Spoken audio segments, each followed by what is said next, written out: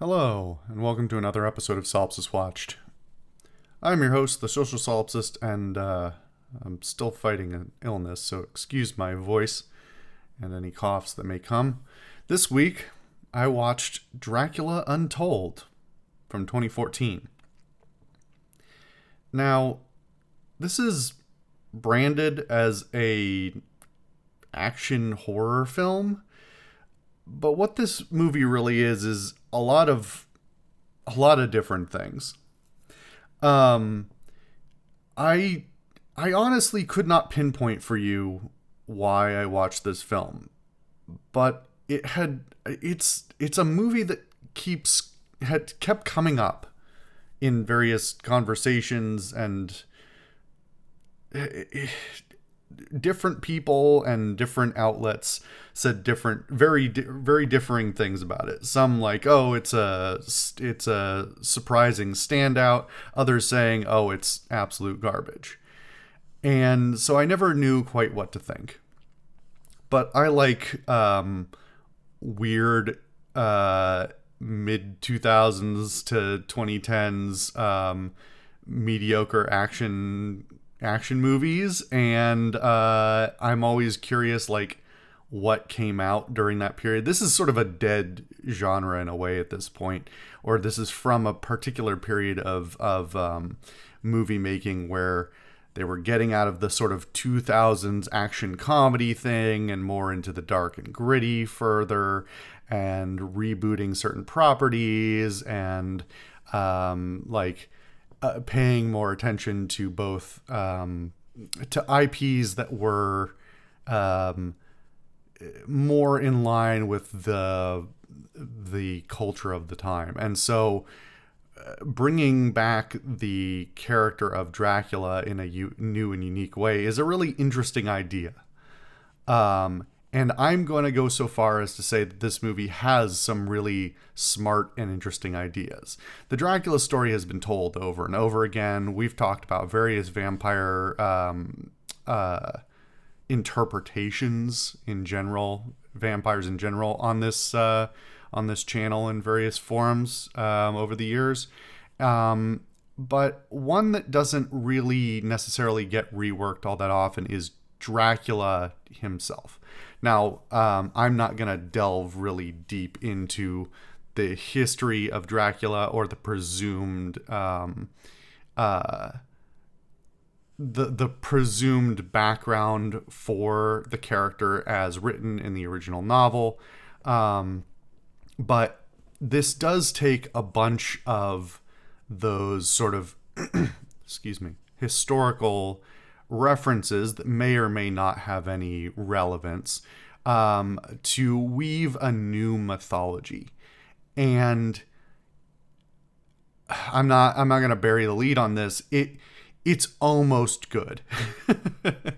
It's got some really smart ideas, and especially when you're taking a character who is historically sort of an unfettered bad guy and is representative in a traditional metaphor being about nobility and sort of the way that class affects how people interact with each other, and sort of more existential fears about life and its longevity and death and all these other things. This movie touches on all of those things, but tries to do something that I have never seen done with the Dracula character before, which is really to humanize him. That's not a completely untouched thing, but it is something that is done in sort of a unique way. In trying the version of the story that's being told here, I don't think this is a spoiler to say, is that this version of Dracula is Vlad Tepes or Vlad the Impaler or Vlad Dracul, the Transylvanian Romanian prince slash king, who had sort of a history and a lot of mythology that surrounded him, and may or may not have influenced the Bram Stoker novel as a result. And so when the historical figure has so much mythology around him in the first place, writing any version of a mythology to go into more supernatural elements gives you a lot of leeway. But it's interesting to see him brought back to a more grounded level, to being an individual person, and perhaps an extraordinary one in history, but not one that is inherently born into the supernatural. So as far as like origin stories, and if you had to look at this movie in a vacuum and ignore completely the idea that you knew what Dracula was, or that the Bram Stoker novel even existed, or like any of the many other interpretations of the character over the years, this is an interesting and sort of normal origin story. It is a framing around a character who is already in some sort of power, but is struggling with the life that they're living. They are trying to juggle multiple things at the same time. They are tempted by outside forces that promise to solve their problems, or give them the power they need, that they believe they need to solve their problems themselves. And that's an interesting twist on the Dracula story in particular. It's not totally unique in terms of vampirism in general. That's a very common thematic element in a lot of vampire stories, is the idea of power being given to you, being offered by a sinister but not entirely evil force, and having to grapple with the ramifications of the thing you have become. The problem is that for all of my high-minded talking that I'm doing right now about it, it's not a great movie. It's hard not to compare it to things like the Underworld movies and a whole bunch of sort of action, dark, gritty action movies from the 2000s and the 2010s. And in that way, it's not by any means worse than some of those. In fact, I would say it is overall better than a bunch of those. But it's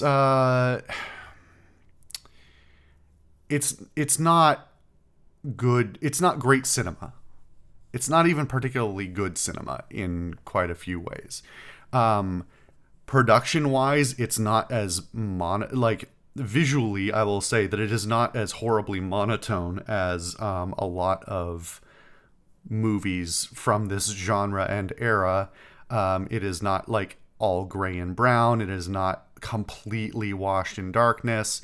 It is more visibly it is more cinematically legible than a lot of things that fall into sort of the same camp. But it is by no means impressive in those respects. It is visually acceptable. It is choreographically acceptable. It is the writing is fine. Not very deep, but fine. The characters are very shallow, but that is sort of the norm in this space. And so I'm hard pressed to like nail it on any one particular thing and say, oh, look at this horrible thing that it does. And at the same time, it's not like mediocre in every respect. It is much more, it comes together pretty well, and becomes more of the sum than the sum of its parts. But at the end, if you're looking for like a satisfying story, it's unsatisfying. The movie I kept thinking about actually the most while watching this was 300. There's a whole lot of parallels, even stylistically. I was actually curious whether this was directed by what's his name, Snyder, because it had some of the hallmarks that made me think maybe that's a thing. But there's also a lot of people in the 2010s who were aping his style because it was relatively successful. It's not bad, with the exception of a lot of the plot beats are just there because that's the next scene that was in the script, not because that's necessarily what makes sense for the character to do. There is no, as I've talked about before in mediocre scripts and mediocre writing, that when you have, there isn't a causality and a logic to that you can follow between a character's beliefs, a character's actions, and motivations, and those should be the defining features in most cases that determine what the next scene is. The next scene should not just be the next place you wanted to show. It's the character had a good reason to move to the next scene, based on personal elements and personal motivations. And unfortunately, this is a pretty mixed bag in that regard. There's a few scenes where that it technically does meet that, and then a whole lot where it doesn't. Likewise, there are, I'm going to go say it's beyond the normal fantastical elements of presentation, where it's just, there's a few too many scenes of locations where you look at it and go, this isn't a place that exists in reality. There's no reason for this architecture to exist or this place to exist. It only exists so that this scene can exist. And so on and so on. I mean, that's really the beyond. There's a whole lot of things wrong with this film, but none of them are truly horrible.